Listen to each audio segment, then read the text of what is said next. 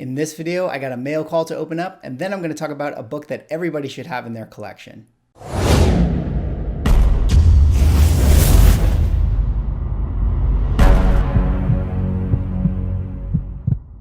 Ladies and gentlemen, welcome back to another video with Swaggle. And in this video, I got a book I'm going to open up for you guys here today, and then I'm going to talk about this book and explain to you why I feel like it's one of the most undervalued books still in this current market. But before I get into the video for today, if you guys could drop me a like or a comment or subscribe if you're enjoying the content, helps support the channel, do one of those things, and I would appreciate it. All right, that said, let's get into the fun stuff here. This is why you came, right? You want to see what book I'm talking about. Well, let's get right to it and open this thing up. Of course, I got my knife. You got to get this packing tape off, cut along the seam here, get this one here. All right, pull this open. Don't show you guys, don't spoil it. Yep, oh, okay, oh, whoop.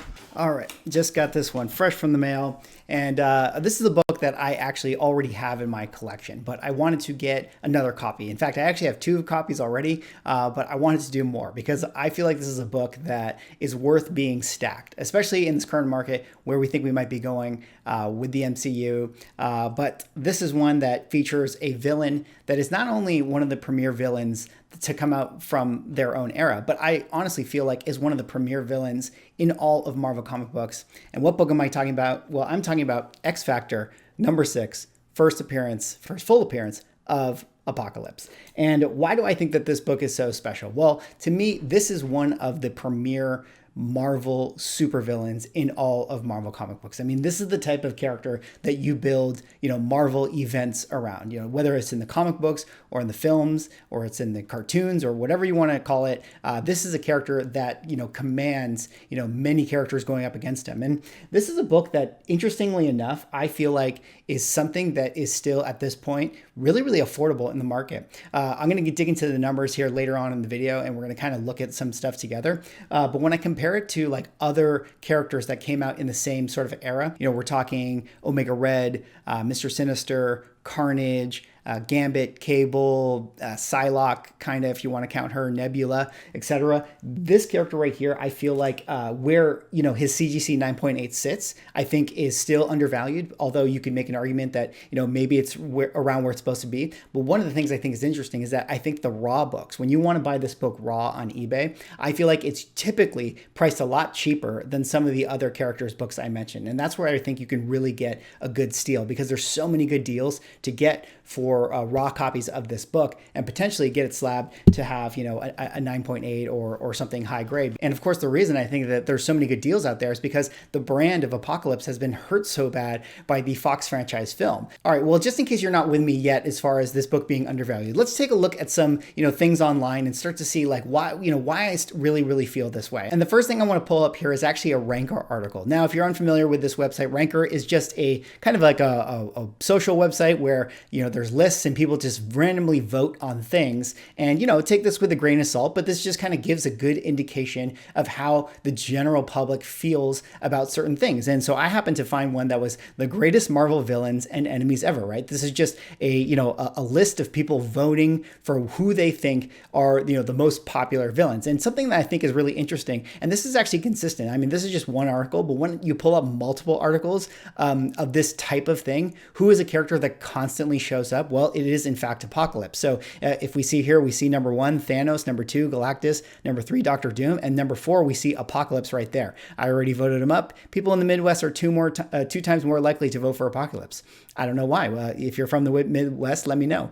And then as you see here, you see 5 is Loki, 6 is Venom, 7 is Carnage, 8 Magneto, Ultron, Dormammu, and then Mr. Sinister here in the number 11 spot. But this is, to me, just a quick sort of snapshot of why I feel like this book is undervalued. I mean, when you talk about books being valued, I mean, there's many factors, right? There's obviously, the precedent of it being a comic book within the collecting space. I mean, people in the space deem certain comic books valuable for whatever reason, the history behind it. There's scarcity, right? That's a big factor in the value of a comic book. That's why most, golden age comic books are going to be more valuable than copper age comic books, etc. But then there's also sort of just like the character, the brand awareness, like what people feel like is valuable, like what characters people love. And Apocalypse, by all accounts, is one of the top tier villains in all of Marvel comic books. I mean, consistently, when you look up things like the Ranker article I just showed you, Apocalypse is always there. Apocalypse is a character that even normies know, right? Like even normal people who are not comic book collectors, if I were to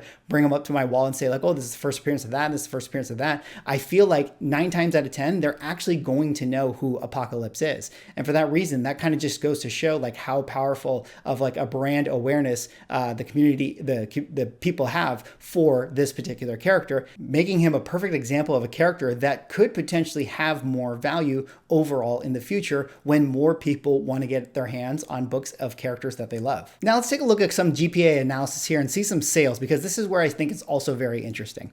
So the first thing I want to show you guys here is this is X Factor number 6, of course, a book that came out in 1986. And we know that the film came out in 2016, so right around here. And this is what I think is so interesting. It's just look at this sort of curve overall. In the rise of the film, or in the anticipation of the film here in 2013, we started going up. Maybe it was in 2014, it was announced that Apocalypse was coming. There was some excitement going on. And then when you get to 2016, right around here, that's when actually the sales start to tank. You see this real big downslope here. And that's really interesting, is that actually when we got the film, the price of this book actually started to plummet. So you see it going down here to like lows in 2018 that are much lower than that of 2014 even, which is crazy. And it's not until, right around this comic book boom that we all are experiencing right now that this book has actually shot up. And of course, like every other comic book in this current climate, has set new records. But still, when I look at the prices of, the 2021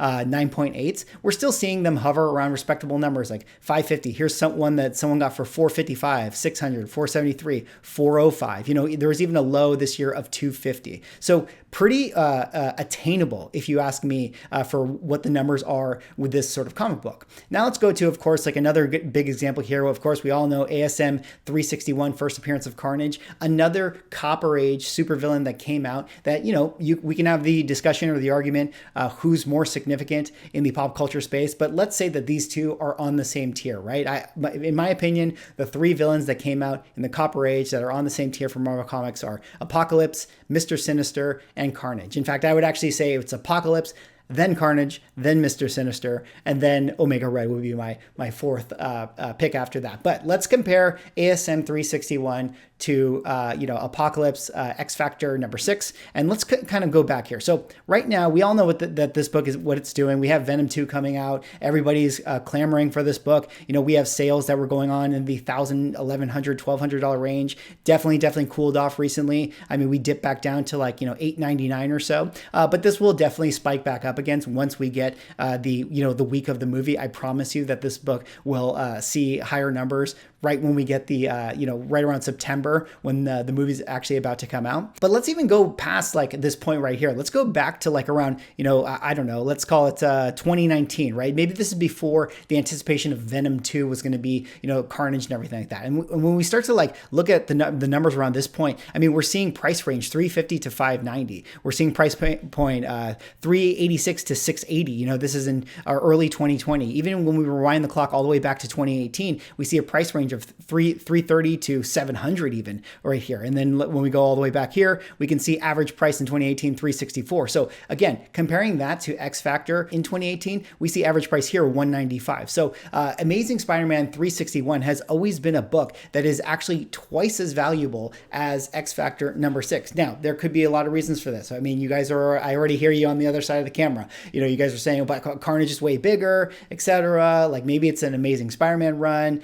I mean, it's hard to come to a conclusion of what character is more popular, but what we can see here in the numbers is that Carnage's book is consistently twice as valuable as the X Factor book. And to me, I don't feel like Carnage is a character that is twice as more popular as Apocalypse. You can make the argument that he might be slightly more popular, but it feels like Apocalypse's book, X Factor 6, can at least reach the same sort of heights that Amazing Spider-Man 361 is going to hit. All right, and the last thing I want to show you guys is that I've started to put together, fair market value prices of characters depending on what age and era they were released in. So I started to do a Excel sheet here where I listed all of the Copper Age characters that came out because I was interested to see them in comparison side by side with each other. So here you can see this is Copper Age. I have superheroes here and I have villains here. Now, of course, Venom Deadpool, Gambit, all these characters, they're 9.8s, 1150, 2150, 8500.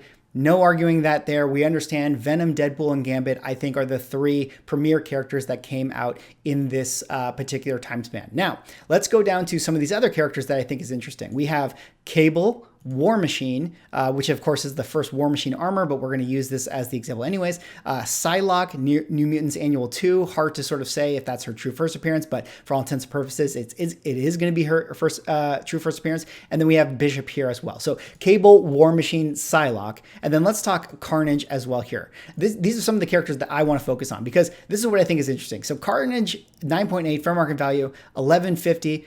Okay, that is what it is. That's where it's sitting in the market, pushing sort of the Gambit numbers. I mean, certainly with the excitement of the movie, that kind of makes sense. But when I compare Apocalypse, fair market value 9.8 is 550 for his particular book. In comparison to Cable, New Mutants 87, which is 750. In comparison to Iron Man 282, first appearance of the War Machine armor is 675. And New Mutants Annual 2, first appearance of Psylocke in US comic books is $700. I mean, Psylocke, War Machine, Cable, definitely great characters. I totally get it. War Machine, you know, he's going to get his show. I totally understand that as well. But when we're looking at the grand scheme of things, I mean, who overall do you feel like has more impact in the pop culture comic space? Granted, you might be saying that, you know, villains just typically don't get the same sort of love that superheroes get, and I can kind of understand that overall. But with this new era of the MCU that we're living in, with shows like Loki, I mean, we're starting to see villains, you know, really get the respect that they deserve. And I don't feel like, you know, in the MCU, we're going to get those villains that are kind of one and done anymore. I don't feel like Kevin Feige is ever going to kill characters in the MCU. I feel like these characters are going to continue to have long storylines throughout these movies and TV shows for a very long time. So when we do get Apocalypse in the MCU, I feel like it's going to be a huge character in pop culture, one that we're going to see in many, many, many films over the years. And for that reason, I feel like X Factor number 6 is totally undervalued and a book that everybody should have in their collection. If not more than one, you guys should have 2, 3, 4 copies. I don't know. Anyways, that is all I have for this video. That is my mail call. I hope you guys enjoyed it. I don't know. I feel like X Factor number 6 is an extremely undervalued book, right there with Uncanny X-Men 221, first appearance of Mr. Sinister. I just think that these two villains are some of the most iconic in Marvel comic books, and these two characters are eventually going to get the respect that they deserve, and so will their comic books. Anyways, drop me a like, comment, subscribe if you're enjoying the content, and I will see you in the next video.